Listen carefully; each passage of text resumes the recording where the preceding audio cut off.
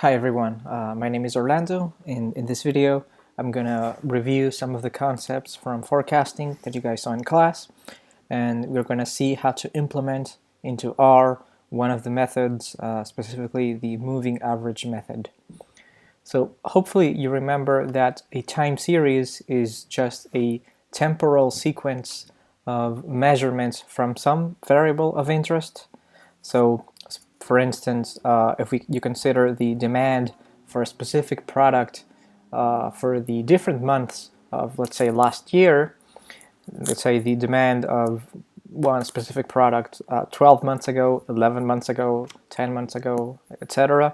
Sort of that sequence, that temporal sequence, is one example of a time series. So that's very simply what a time series is. Now, any time series, at least in the context of this class, can be decomposed into what we call the systematic component, which is over here, and the random component. So the random component is sort of reflects everything in the time series, in the evolution of the time series, that cannot be predicted or exactly modeled mathematically or otherwise. So it's really, again, the portion of the time series that cannot be predicted in any sense. So for instance, time series that are related to human activity, so the demand for a specific product, so how often people are going to purchase some specific product, is definitely going to include a random component, and that's because people are random, intrinsically random in their actions, their decisions, and so on. So you cannot predict exactly. There's no mathematical model to predict exactly what people are going to do, especially not in masses. Okay, so the random component sort of translates in the time series as fluctuations, as random fluctuations, and then the systematic component is basically everything in the evolution of a time series that is not random. So everything that can be, in a sense, explained using different tools. So we're going to focus on these three portions of the systematic component. So we're going to basically disregard the cyclical portion of a time series, of the systematic component of a time series. So we're going to focus on the trend, which is the rate of growth or decline over time of a time series. So if a time series sort of exhibits a approximately linear increase, growth, or maybe it's declining at an exponential rate, or maybe let's say growing at a roughly quadratic rate. So whatever that is, that rate of growth, that's what we call the trend. Okay. Now the seasonality is related to predictable patterns that you can see in specific sort of windows of time in the time series. So sort of those windows of time, we call those seasons. So let's say something like Christmas or Thanksgiving correspond to seasons where there is a predictable increase in the demand of, let's say, turkey, or let's say if you consider a time series reflecting the consumption so how much people use electricity, then or yeah, so you can easily predict that in the warmer months probably people are going to use less electricity than in the warmer months, because there's no need for heating. Although actually I don't even know for sure, because there's also AC in the summer that a lot of people use. So there may be a balance, but I'm guessing probably in most cases the colder months are when you see sort of an increase. So that's another example of a sort of a time series with a seasonality component. And then the level is basically, in a sense, the expected value of a time series if there was no trend or seasonality. So if a time series was really just basically just a constant value plus some possible random fluctuations, then that sort of theoretical value is what we call the level. So it's sort of the average or theoretically expected value of a time series. Also, by the way, the cyclical component, which we're not going to discuss in this class as far as I know, is very similar to the seasonality, except that it corresponds to more periodic types of seasons, basically, of patterns. So it's typically just patterns that occur more back-to-back in a sense. But okay. Now, when you have a time series, so when you have past data, a sequence of past data, you may be interested in using that to predict, also called forecast, what the time series is going to look like in the next period of time, or in the next let's say in the next month or in the next few periods. So for instance, if you have something like a time series reflecting the stock market value of something, then it would be highly desirable to predict how it's going to look like in the next month. So of course there's no magic formula to do that, so there's no typically, because of the random component in the time series, there is no way to predict with absolute certainty what is going to happen in the future, but there are several forecasting methods that allow you to sort of, in a mathematically sound way, make the best informed guess you can. So it's still a guess, basically. That's what a forecasting is, but it's sort of a mathematically sound one, so it's the best one in some sense. So we're going to discuss these 4 forecasting methods, which have, with their applicability, depends on sort of the time series, sort of how it looks like. So in this video we're going to focus on the moving average method, which is especially more efficiently applicable for series that have no trend or seasonality. Okay. So those are what we call stationary series, and again, so they are basically just a constant value plus some random fluctuation. As you can see here, there's basically just a fixed value plus some fluctuation around that fixed value. So that fluctuation is the random component. That sort of fixed value, which might be unknown, typically it is unknown, is the level of the series. So the systematic component in this case is just the level. Okay? Now the moving average method, what it attempts to do is at each period of time, it attempts to estimate the level. So A in this case attempts to estimate the level and use that as the forecast into the future. So we're going to see more details in a second, but let me just briefly mention that, or recall that, whatever your forecasting method is, there are sort of generalized ways to assess the performance of your forecasting method for a specific time series. So before going into those, let me just briefly review the notation used in class. So L corresponds, so L of t is the estimate of the level at the time period t. So period or time instance is really just the same. Capital T is the estimate of the trend. S, the estimate of the seasonality factor. F at time t is the forecast for time t. So it's the forecast done with data previous to time t. So it's with data, with sort of the data collected at times, at periods t minus 1 or earlier. So typically we talk about f t plus 1, where t is sort of the present, and then t plus 1 is sort of the next instance, next period of time, which is where we want to make a forecast. We want to forecast into the future, right? D is the actual demand, so it's the observed value of your time series. And E is the forecasting error, so it's the forecasted value of the demand minus the actual demand at a specific value, specific instance of time. Now, once you have your forecasting method and you compute all the quantities before, you can use one of these measures of performance for your forecasting method to sort of assess how well is your forecasting method doing.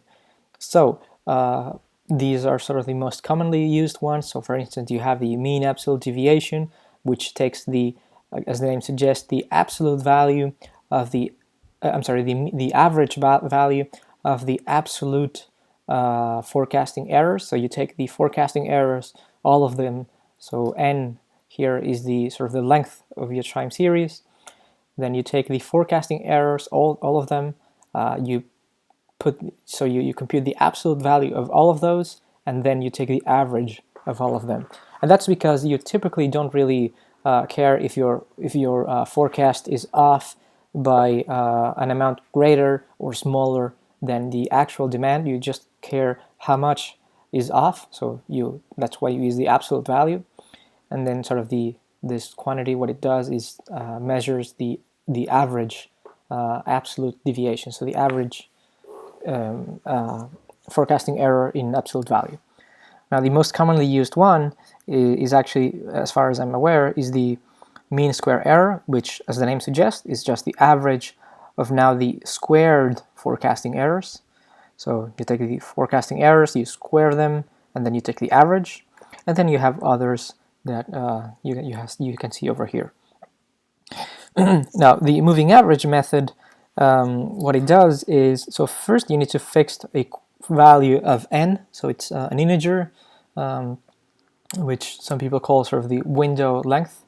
And the idea is at time, let's say time t, the present, you're going to estimate the level at time t as the average of the most recent measurements in your time series. So the n most recent demands that you have collected. So, and that's why it's called a moving average, because you're going to compute an average that is sort of moving in time. So right now I compute an average over the past, over the most recent measurements, and then in the future, so in the next instance of time, I'm going to move sort of my window where I'm computing the average. I'm going to sort of shift it by 1 and so on. So that's why it's called a moving average. So mathematically, your estimate at time t, the estimate of the level, is really just the average of the demand seen now at time t, the previous one, and then the one before that, etc., up until the one. So you take the n most recent ones, and then you divide by n. So it's the average of those. Okay. Now, Professor Pazur, she gave you some code, some R code that you can see over here to implement this method in R. So let's briefly go through that. So you first need to load this package TTR, which now I've done. Hopefully you have it installed already. So if you don't, again, just go here to Packages, Install, type the name of the package and hit Install. So it's very simple. And okay, so let's load our data set, which is this kings.date, whatever you pronounce this data set. We're gonna load it, and so make sure your the address over here is matches the one where you have this kings.date whatever stored in your computer. So we have loaded now. Oops, imported our data set, and now let's sort of see how it looks like. As you can see, it's a numeric vector of length 42, as you can see here. And now this next line number 5, what it does, it transforms this numeric vector into a TS class, an R object of class TS, which is a time series. Which if we see how it looks like, it's really just the same numeric vector, except now we have information about the initial time, the final time, and the frequency in your time series. So how many measurements you're taking for unit of time, in a sense. So that's really just what the TS class does. It collects information, so additional information regarding the time instead of just the actual values. And then it has some advantages in terms of plotting. So for instance, let's directly plot this TS class object that represents our dataset kings. And now, as you can see, we have this plot which is kind of very similar to using the command plot kings type L, except that we do not need to specify that we want the points to be joined by lines. It's automatically done. So if we were to use this plot without the lines, and again, kings is the numeric vector, the original dataset, then we instead have a scatter plot. So using the original dataset, which is not a class TS, we would need to use type TL to have sort of a similar figure. So that's one of the advantages of a class TS. This is sort of automatically dealt with. See. As you can see over here, it also automatically gives you the name of the sort of the X label. It gives you the name time automatically, which is nice. So there are more advantages, but let's stop here for now. Now, to actually to actually do the moving average method, the simple moving average method, we're going to use this function SMA, where the first argument needs to be your time series using the TS class. So if you attempt to pass here a numeric vector, it's not going to work. For some reason, it needs to be a TS class. And then this small n is the length of your window. So in this case, we're interested in a 3-period moving average. So this small n corresponds to the capital N before. So do not confuse those. And now if you run this, you have this this new time series, which, let's see how it looks like. We're going to plot it. It's over here, and let's see numerically how it looks like.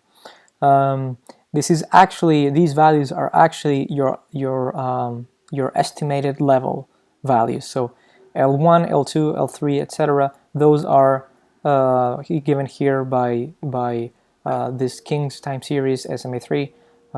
The first one, second one, third one, etc. Those are L1, L2, L3. And as you can see, L1 and L2 are non-available, and that's because, so let's see, LT in general is the average of the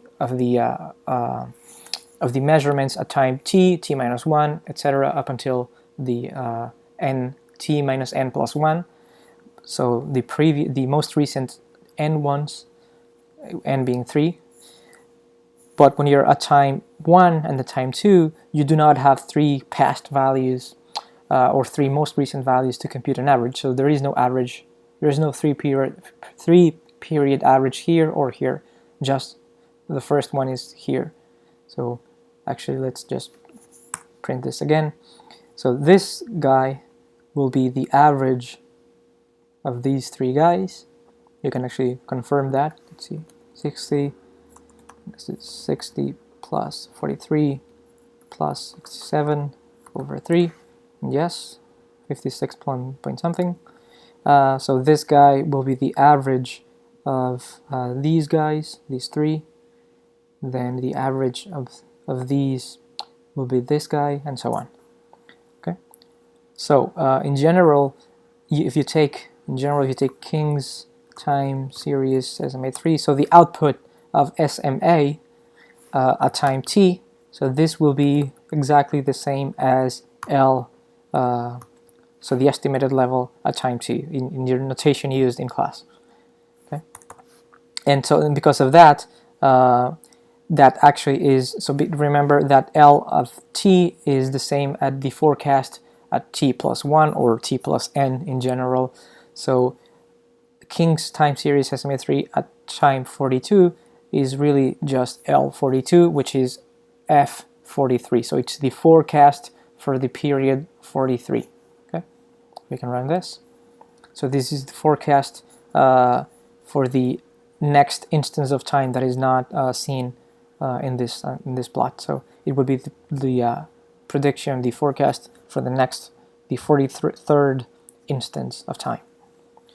Okay, now since this is a very simple method, the moving average method is very simple, I thought it would be good to implement it manually, which generally speaking I always like to implement algorithms myself unless they are especially complicated, and that's because I feel like I have more control over what's going on. I have a better understanding over what influences what, so that's something I recommend if you have the time. So let's see, manual version of 3-period moving average method. So we have our data set. I'm gonna now use notation D for Kings, and I'm gonna keep it as a numeric vector. I'm not gonna use a TS class, just to keep it simpler. I'm gonna use capital N as the capital N in the lecture notes. So same notation, 3. So it's a 3-period moving average. And now I'm gonna create L, the estimate of the level. So first I'm gonna sort of initialize it as an empty vector, and then I'm gonna use a for loop and run through the times from capital N up until whatever the length of your data set is. And remember, we're starting at time n, capital N, because there is no, you cannot compute an n average at times before n. There are insufficient data points, so you have to start here. Okay, now we could run another for loop to compute the LT, or instead we can exploit some of the advantages in R and use the sum function. So we're going to sum here the values of t in the window we're interested and divide by n. So over here we need d from times t minus n plus 1 until time t. So you're going to sum all of those and divide by n, by capital N, and that's your estimate of the level at time t. So let's run this, and let's compare it with the output of SMA, and as you can see, they match. Okay, so it is correctly implemented, and we can also compute the forecasts from here very easily. So remember that f at t plus 1 is f of t. So using that information, and note that f of 1, so it should be L of 0, but we do not have an L of 0, so f1 will need to be sort of a non-available number. So we're going to set f as the first one will be non-available, and then L from times 1 to sort of the last one. Let's just put the entire L in here. Actually, now let's put from here until the last one minus 1. So it has the same length as D, so we can plot the data set and the forecasts at the same time without any mistake. So let's run it. So we have the forecasts, and now let's plot both at the same time. So see, plotting the original time series and forecasted one at the same time. Okay. So let's do plot. So the time should be from 1 to the length of d. Then you're going to do your data set, the demands, and let's make it. Let's join the points by lines, and yeah. Let's also do lines to sort of superimpose the forecasts until length of f, which should be, let's see, length of d is 42. Let me run f. Length of f is also, something's wrong here. Oh, here, it should be d. sorry,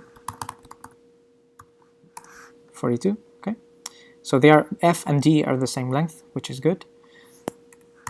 And let's put F here, and let's make it color red, and maybe a little bit thicker so it stands out a little bit more.